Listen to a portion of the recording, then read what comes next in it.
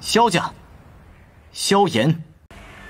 Halo semua, kembali lagi bersama Mimin. Apa kabar kalian hari ini?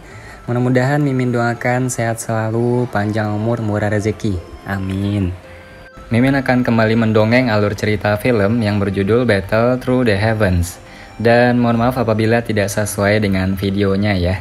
Karena alur yang Mimin sampaikan ini belum dirilis filmnya. Mimin ingatkan kembali konten ini full spoiler, yang tidak suka boleh di skip ya. Yang suka semoga terhibur. Tanpa basa-basi kita mulai.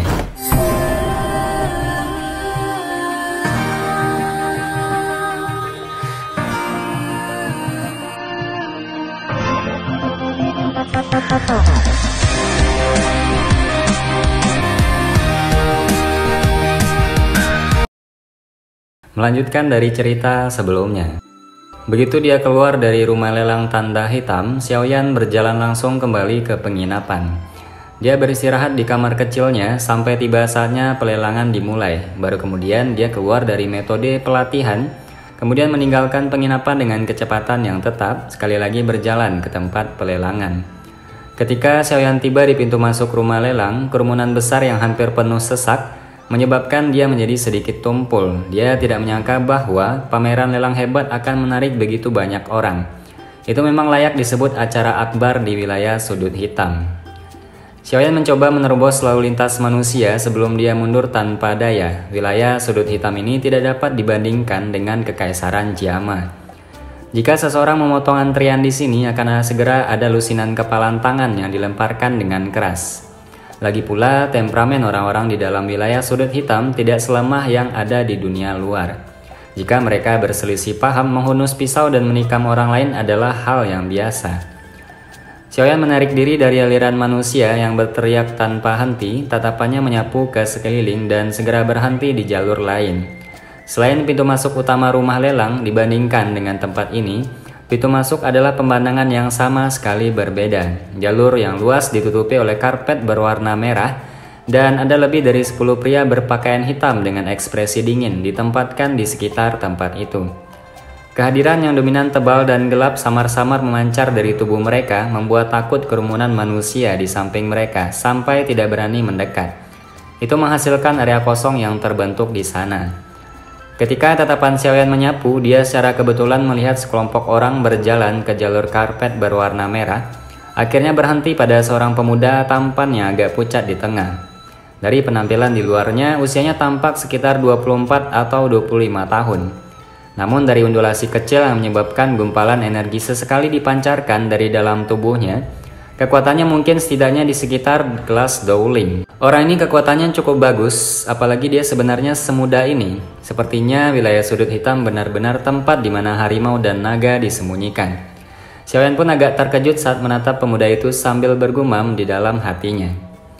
Hei, lihat ke sana, sepertinya orang-orang dari sekte darah. Orang yang di tengah itu pastilah pemimpin sekte junior Fanling, bukan? Dikatakan bahwa hilangnya Elder dari 8 gerbang belum lama ini ada hubungannya dengan dia. Darah di seluruh tubuhnya sudah kering, sepertinya darahnya telah dikuras habis-habisan oleh seseorang. Hanya sekte darah yang tertarik pada hal-hal seperti itu. Hanya saja sangat tidak terduga bahwa dia sebenarnya masih berani datang ke sarang lama 8 gerbang. Apa yang dia tidak berani lakukan? Ayahnya adalah orang kuat yang berada di peringkat kelima di peringkat hitam. Yuan Yu berada sangat jauh darinya. Selain itu, kekuatan sekte darah lebih besar dari 8 gerbang. Apakah mereka berani menyentuh Fanling di sini? Apa mereka tidak takut ayahnya akan membawa orang dan membasuh kota tanda hitam dengan darah dalam kemarahannya? Xiaoyan tiba-tiba menyadari saat dia mendengar percakapan pribadi dari aliran manusia. Tatapannya sekali lagi tertuju pada wajah pemuda itu dan mengingat faksi yang disebut sekte darah di dalam hatinya. Tampaknya dia merasakan tatapan yang agak berbeda. Pemuda itu yang hendak memasuki rumah lelang tiba-tiba menghentikan langkahnya. Dia memiringkan kepalanya sedikit dan matanya yang sangat dingin tanpa emosi sedikit pun melirik langsung ke Xiaoyan yang seluruh tubuhnya tersembunyi dalam jubah hitam. Berdiri agak jauh, segera dia mengangkat alisnya sedikit, ragu-ragu sejenak sebelum memasuki rumah lelang sambil membawa keraguan di antara alisnya. Wilayah pojok hitam ini sepertinya tidak memiliki banyak orang normal. Tatapan tebal dan dingin pemuda itu menyebabkan Xiaoyan memiliki perasaan tertentu sedang ditatap oleh kelelawar penghisap darah dari dalam kegelapan. Dia merentangkan tangannya sambil tertawa pahit di dalam hatinya. Tidak lama setelah sekelompok orang dari sekte darah memasuki rumah lelang, ada beberapa kelompok orang yang memasukinya segera setelah mereka. Orang-orang ini tanpa kecuali adalah orang-orang dari faksi kuat di dalam wilayah pojok hitam. Dilihat dari bisikan pribadi di sekitarnya, ini sangat membuka mata bagi Xiaoyan. Dia pun mengamati jalan setapak berkarpet yang kosong dan sepi, kemudian menatap pintu masuk utama, yang penuh sesak dengan orang-orang dan tidak bisa menahan perasaan tidak bisa berkata-kata. Yang mereka miliki hanyalah beberapa kartu VIP yang rusak, apa yang bisa dibanggakan? 8 gerbang ini hanya memiliki mata untuk uang. Aku setidaknya sudah melelang barang-barang yang bernilai lebih dari 50.000. Tetapi aku tidak melihat mereka memberiku satu pun. Sama seperti tatapan Xiaoyan menyapu jalur berkarpet, seorang pria kurus di sisinya yang juga didorong oleh aliran manusia, juga melihat jalur berkarpet tanpa sadar mengutuk lembut, namun dari matanya tampak bahwa dia jelas sangat cemburu. Kartu VIP. Hati Xiaoyan tergerak saat mendengar ini. Dia juga ingat bahwa orang-orang itu sebelumnya tampaknya telah mengeluarkan kartu dari dalam lengan baju mereka ketika memasuki jalan setapak. Dia menggosok cincin penyimpanannya dan kartu zamrud melompat keluar. Xiaoyan ingat bahwa lelaki tua di ruang inspeksi harta karun telah mengatakan bahwa benda ini adalah kartu VIP kelas 2, bukan? Apa yang kamu lihat? Apa kamu cari mati? Tampaknya setelah merasakan tatapan Xiaoyan yang terbungkus jubah hitam, pria kurus itu segera menunjukkan ekspresi galak dan berbicara. Xiaoyan mengabaikan orang gila ini dan langsung berjalan menuju jalur berkarpet. Orang ini, pria kurus itu melengkungkan bibirnya saat melihat aksi Xiaoyan. Sebelumnya dia juga melihat Xiaoyan keluar dari aliran manusia. Oleh karena itu dia tidak akan berpikir bahwa orang ini yang berpakaian sangat lusuh dapat memiliki kartu VIP dari rumah lelang tanda hitam ini.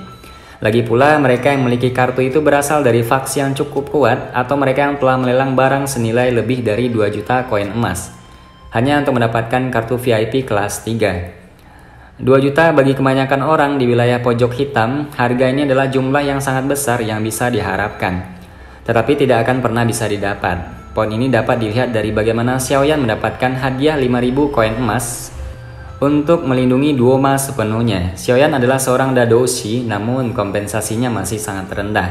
Harus diketahui bahwa seorang dadoushi layak untuk memulai klan di Kekaisaran Jama. Di dunia ini tidak mudah untuk mendapatkan uang jika tidak beberapa dadoushi, douling, dan bahkan douang dalam Black Corner Region tidak akan bisa menukik begitu rendah sehingga harus menjadi pembunuh. Tentu saja ini kecuali sang alkemis, yang merupakan pekerjaan yang membuat orang menjadi sangat iri. Lagi pula persyaratan bawaan yang keras dari seorang alkemis telah melenyapkan hampir 90% orang ke titik di mana mereka hanya bisa memimpikannya. Karena alasan disebutkan di atas, pria kurus itu diam-diam mengejek Xiaoyan saat melihat tindakannya. Tentu saja ejekannya tidak bertahan lama dan ekspresi ganas di wajahnya berubah menjadi kaku. Ini karena Xiaoyan hanya berhenti sebentar di jalur berkarpet sebelum dia melangkah ke karpet merah. Dia memiliki kartu VIP, namun dia juga ada di sini untuk memeras. Apa dia punya masalah? Ujar pria kurus itu iri. Ini terutama ketika Xiaoyan menoleh dan melihat ke arahnya setelah memasuki tempat pelelangan. Dia jelas merasakan bahwa ada tatapan mengejek yang memelototinya di bawah jubah hitam. Pencahayaan agak gelap ketika Xiaoyan memasuki terowongan. Dia bergerak di sepanjang koridor sampai akhirnya sebelum dia berbelok. Setelahnya area lelang yang sangat besar muncul di depan mata Xiaoyan dan menghirup udara sejuk. Tempat pelelangan ini lebih besar dari tempat pelelangan yang pernah dilihat Xiaoyan dalam hidupnya. Kursi yang penuh sesak dan platform lelang itu yang tampaknya seluruhnya terbuat dari kristal terang membuat orang-orang terpesona. "Tuan, bolehkah aku bertanya berapa nomor kursimu?" Saat Xiaoyan sedang menikmati pemandangan, seorang pelayan wanita cantik berjalan dengan cepat dan bertanya dengan hormat. Xiaoyan tidak menjawab, dia langsung menyerahkan kartu zamrud. Ketika pelayan wanita itu melihat warna kartu itu, kilatan aneh melintas di matanya, sikapnya menjadi jauh lebih hormat. Dengan sedikit membungkuk, dia dengan lembut berkata, "Tuan, kamu memiliki kartu VIP kelas 2, silakan ikuti aku." Begitu dia selesai mengatakan ini, pelayan wanita itu buru-buru memimpin, sementara Xiaoyan berjalan santai di belakang. Pelayan wanita itu bolak-balik di dalam tempat pelelangan yang sangat besar selama hampir 10 menit sebelum dia berhenti di area yang dekat dengan platform pelelangan kristal. Dia menunjuk ke kursi dan tersenyum pada Xiaoyan sebelum membungkuk dan kemudian mundur. Xiaoyan berjalan ke kursi yang sangat luas dan mewah sebelum dia duduk. Perasaan lembut hampir menyebabkan tubuhnya memiliki dorongan untuk meringkuk di dalamnya. Xiaoyan pun berbalik dan menatap kursi biasa di belakang. Dia tanpa sadar menghirup udara. Sekali lagi, ini adalah hak istimewa. Hak istimewa yang lahir dari uang. Saat dia duduk di kursi, alisnya tiba-tiba berkedut. Dia mengangkat kepalanya dan melihat ke deretan kursi tidak jauh di depannya. Dia bisa melihat bahwa pemimpin sekte junior dari sekte darah Fan Ling yang muncul di pintu masuk sebelumnya sedang menatapnya dengan tatapan yang agak aneh. Xiaoyan pun mengabaikannya dan langsung menutup matanya, diam-diam menunggu pelelangan dimulai. Pemimpin sekte junior, ada apa? Pemuda tampan berwajah pucat itu perlahan menarik pandangannya. Di sisinya seseorang lelaki tua berwajah pucat bertanya dengan lembut. Tidak ada, hanya saja aku merasa orang itu agak aneh. Terlebih lagi ketika aku melihatnya, aku merasakan ketakutannya aneh di dalam hatiku. Ketika dia berbicara pada titik ini, Fan Ling tertawa mengejek sambil menggelengkan kepalanya. Pemimpin sekte junior seharusnya salah mengartikan. Meskipun teknik sekte darah kita sangat gelap dan dingin, dan secara alami takut akan beberapa api yang ekstrim, tidak ada banyak orang di seluruh wilayah sudut hitam yang memiliki api dari kelas semacam itu, kata lelaki tua itu sambil tertawa. Mungkin, pemuda itu mengangguk beberapa orang yang memiliki api semacam itu adalah orang-orang kuat di puncak dalam wilayah sudut hitam. Orang berjubah hitam ini di sisi lain jelas tidak ada di antara mereka. Aku ingin tahu apakah berita itu benar. Jika memang demikian, ayah telah mengatakan bahwa kita harus mendapatkannya dengan cara apapun. Pemimpin sekte junior, aku yakin bahwa pemimpin sekte telah diam-diam membuat semua persiapan. Bahkan jika benda itu jatuh ke tangan orang lain, dia tidak akan bisa berjalan lebih dari 5 km dari kota tanda hitam. Orang tua itu tertawa gelap. Itu bagus. Dia menutup matanya dan diam-diam menunggu pelelangan dimulai. Sementara Fan Ling memejamkan matanya, beberapa faksi tidak jauh dari mereka berbisik-bisik di antara mereka sendiri. Jika seseorang dapat mendengar percakapan mereka, seseorang akan menemukan kesamaan, yaitu bahwa semua percakapan mereka melibatkan objek misterius tertentu. Terlebih lagi, benda ini tampaknya menjadi barang terakhir yang akan dilelang di pameran lelang. Sekitar setengah jam setelah Xiaoyan menutup matanya, gong yang jelas perlahan bergema di dalam tempat pelelangan. Setelah mendengar suara gong ini, Xiaoyan menarik diri dari mode pelatihannya. Dia mengangkat kepalanya dan menatap platform kristal yang cerah. Pada saat ini ada seseorang laki tua berambut putih yang tampak seperti juru lelang sudah berdiri dengan senyum di atasnya. Akhirnya akan dimulai. Xiaoyan dengan lembut bergumam sambil menatap tanah yang sangat besar, tampak begitu ramai sehingga benar-benar penuh. Gong yang jelas perlahan bergema di seluruh tempat lelang, mengikuti suara gong keributan dan kebisingan di tanah juga beransur-ansur surut. Tak terhitung jumlah tatapan yang dilemparkan ke arah platform kristal tersebut. Aku pikir semua orang di sini telah menunggu sampai merasa sedikit tidak sabar. Aku tidak akan berbahasa basi lagi. Pria tua berambut putih itu yang mengenakan pakaian mewah tersenyum ketika dia melihat banyak kepala di tempat pelelangan. Akhirnya tatapannya tidak jelas menyapu faksi yang duduk di barisan depan.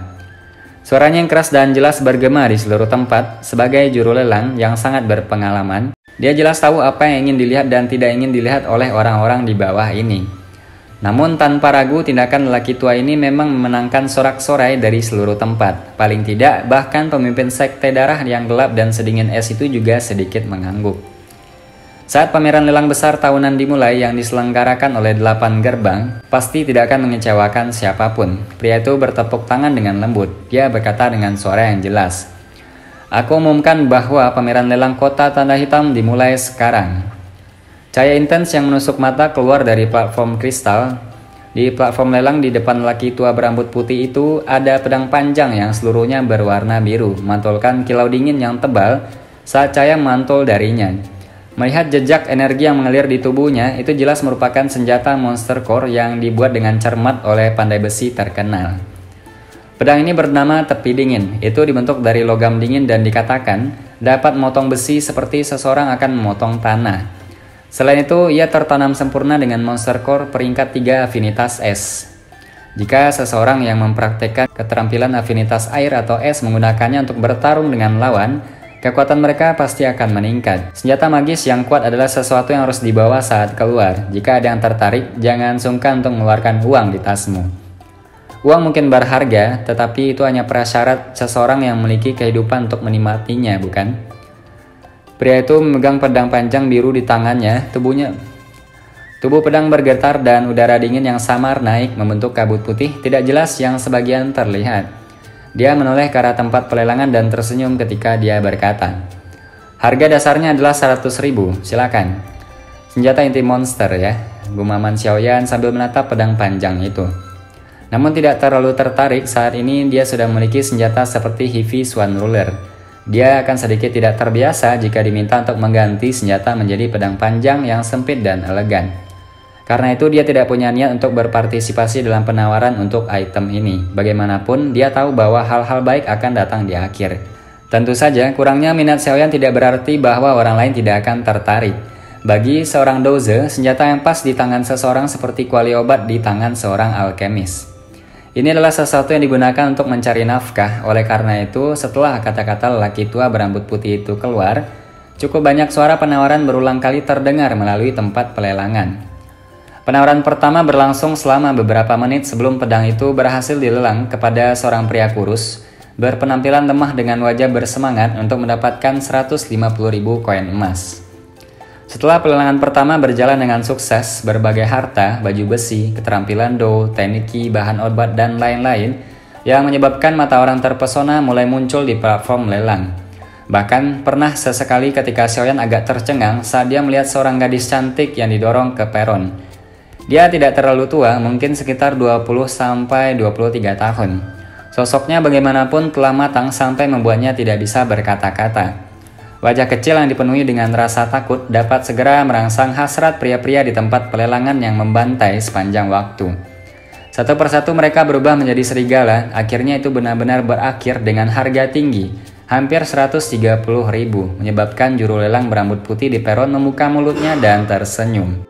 Xiaoyan duduk di kursi empuk dan memperhatikan para badut di sekitarnya. Dia menjamkan mata dan menunggu sesuatu yang bisa membangkitkan minatnya. Selama pameran lelang tidak ada terlalu banyak barang yang unik yang menciptakan suasana ledakan yang berlebihan muncul.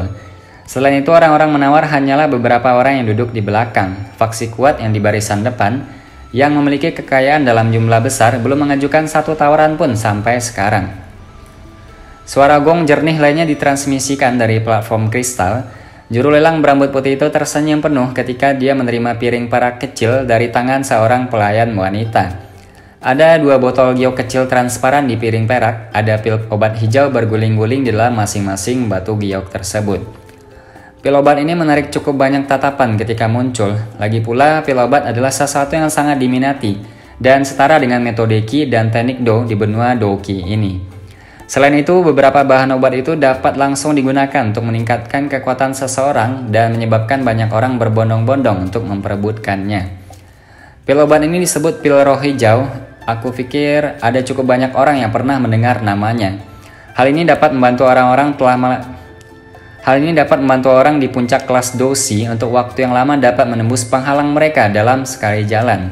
Selain itu, pil roh hijau ini adalah kelas 2 berbaris. Jika seseorang cukup beruntung selama mengkonsumsinya, dia mungkin akan melambungkan 2 bintang kekuatan dengan liar.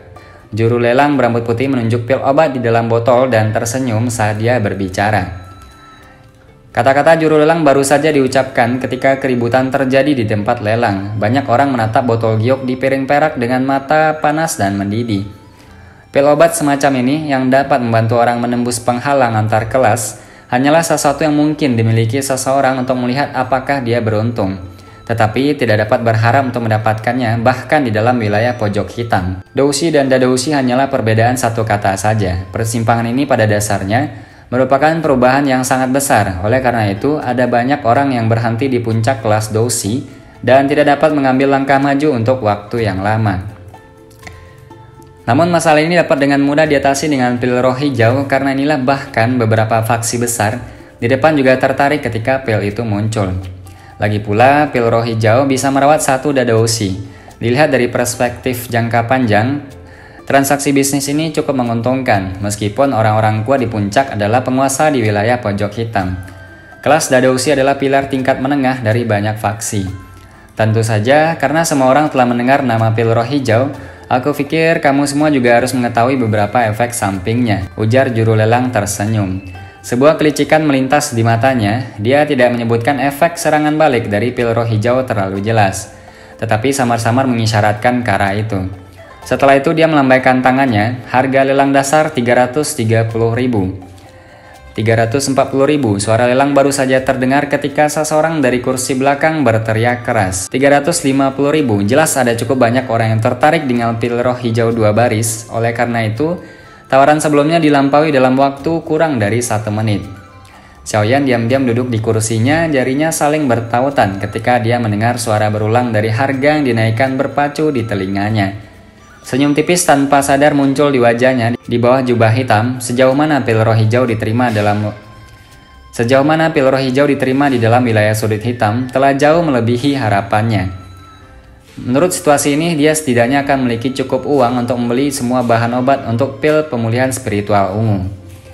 Teriakan harga berulang kali terdengar satu demi satu di dalam tempat lelang. Hanya dalam waktu 10 menit, harga satu pil roh hijau telah meningkat dari 330.000 menjadi 400.000. Ketika harga telah mencapai level ini, teriakan itu jelas menjadi jauh lebih jarang. Lagi pula, jika satu pil adalah 400.000, 2 pil akan menjadi hampir 1 juta. Harga semacam ini agak terlalu besar untuk kebanyakan orang. 550.000. Tepat ketika harga berhenti di 490.000, suara malas yang agak dingin akhirnya terdengar dari barisan depan. Mendengar harga ini yang tiba-tiba melonjak 60.000, Xiaoyan mengangkat kepalanya sedikit. Tatapannya agak aneh berhenti pada tubuh pemimpin sekte junior dari sekte darah. Hatinya dengan lembut bergumam, apakah dia juga tertarik dengan pil roh hijau? Setelah pemimpin sekte junior dari sekte darah meneriakkan harga, rumah lelang yang berisik itu segera menjadi jauh lebih tenang. Beberapa orang yang semula berencana menaikkan harga sekali saling berhadapan dan dengan enggan duduk. Meskipun mereka memiliki sejumlah uang, mereka tahu batas mereka dan konsekuensinya jika bersaing dengan sekte darah. Karena ini masalahnya, mereka mungkin juga akan menyerah. 560.000. Tepat ketika Xiaoyan berpikir bahwa harganya akan berhenti di 550.000, bagaimanapun sebuah suara samar tiba-tiba terdengar. Tatapan mengikuti teriakan itu dan bergerak, sebelum akhirnya berhenti pada tubuh seorang pria paruhbaya yang mengenakan jubah abu-abu tengkorak di barisan depan. Mereka sedikit mengernyit saat hati mereka bergumam. Seseorang dari makam kerangka hitam. Makam kerangka hitam juga merupakan faksi yang cukup kuat di dalam wilayah sudut hitam. Dikatakan bahwa mereka berlatih metode Qi yang sangat aneh. Selain itu, afinitas unsur mereka dimiringkan ke arah afinitas lembab yang langka. Oleh karena itu, hanya ada sedikit orang di dalam makam, namun mereka semua adalah elit, orang-orang yang kuat. Mereka biasanya memiliki jumlah konflik yang tak henti-hentinya dengan sekte darah, tetapi mereka tidak benar-benar habis-habisan dan bertarung sampai mati karena penindasan dan pengekangan para pemimpin di kedua sisi. Ketika dia mendengar ada seseorang yang mengeluarkan tawaran bersaing, mata pemimpin sekte junior dari sekte darah segera menjadi jauh lebih gelap dan lebih dingin. Dia memiringkan kepalanya dan melirik wajah pria paruhbaya itu, kemudian berkata, 580.000. 590.000. Pria paruhbaya itu masih tanpa ekspresi saat dia berteriak dengan kecepatan yang tetap. Tatapan orang-orang di seluruh tempat lelang berfokus ke dua orang ini. Faksi di barisan depan tidak berpartisipasi. Mereka hanya memperhatikan kedua orang itu dengan penuh minat ketika mereka bertanya-tanya seberapa tinggi kedua orang itu akan menaikkan harganya. Pemimpin sekte junior, 500.000 sudah merupakan harga puncak untuk pil roh hijau 2 lapis. Jika kamu menambah itu akan menjadi kerugian. Selain itu, kita harus meninggalkan sejumlah uang untuk kontes terakhir. Tampaknya setelah melihat bahwa pemimpin sekte junior dari sekte darah masih berpikir untuk menaikkan harga sekali lagi, lelaki tua di sampingnya buru-buru berbisik. 600.000. Pemimpin sekte junior dari sekte darah sedikit mengernyit. Dia merenung sejenak sebelum mengumumkan harga akhirnya. Dia sudah membuat keputusan bahwa dia akan melepaskan penawaran ini jika pihak lain menaikkan harga lebih jauh.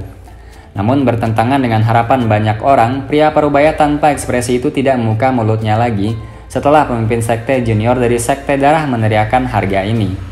Dia kembali ke kursinya dan ejekan samar muncul di wajahnya. Tindakan pria parubaya itu menyebabkan pemimpin sekte junior dari sekte darah Fan Leng menjadi kosong. Dia tampak mengerti apa yang terjadi dan kegelapan pekat terangkat dari sudut mulutnya dengan lembut berkata, "Bagus sekali. Jika ayah ingin mengambil tindakan ini, kali ini biarkan aku yang menangani Monhar ini. Aku ingin dia merasakan rasa sakit karena darahnya akan sangat terkuras. Pemimpin sekte Junior Van Leng yang menawar dengan 600 koin emas untuk 1 pil, siapa lagi yang mau menaikkan harga? Jika tidak ada siapa-siapa, maka 2 pil roh hijau 2 baris akan menjadi miliknya. Ujar juru lelang berambut putih itu cukup puas dengan harga ini. Dia tersenyum ketika bertanya kepada orang yang banyak. 1.200.000 bukan harga yang buruk. Para pengisap ini senyum mengejek muncul di bayang-bayang di bawah jubah hitam. 1.200.000 akan mengalir ke kantong uang Xiaoyan yang sudah habis. Setelah melelang pil roh hijau, beberapa hal di belakang tidak dilengkapi dengan beberapa hal yang lainnya tidak dilelang dengan harga tinggi. Beruntung bagaimanapun bahwa air surut ini akhirnya tiba-tiba terangkat setelah berlangsung selama lebih dari 10 menit. Bahkan wajah Xiaoyan dipenuhi dengan kejutan pada benda yang dilelang. Juru lelang dengan hati-hati menggunakan kedua tangan untuk mengambil gulungan yang terbuat dari batu giok kuno dari platform kristal. Ekspresinya dipenuhi dengan misteri saat dia menghadap orang banyak. Semuanya, barang yang akan dilelang selanjutnya adalah sesuatu yang saat ini sangat jarang terlihat. Ini adalah semacam teknik Dou karena metode untuk membuatnya hilang saat ini sangat langka.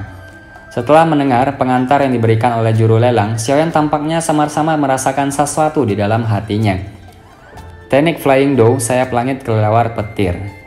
Tangan juru lelang gemetar, gulungan itu tiba-tiba meluncur ke bawah dan segera terbuka. Saat itu sepasang skala kecil sayap kelelawar berwarna hitam yang tampaknya memiliki aura hantu muncul di depan mata semua orang. Seperti yang diharapkan, Xiaoyan tercengang saat melihat sepasang sayap kelelawar yang indah. Dia menghela nafas panjang saat dia bergumam di dalam hatinya. Film pun berakhir, mohon maaf kalau ada salah-salah kata, sampai jumpa di video selanjutnya.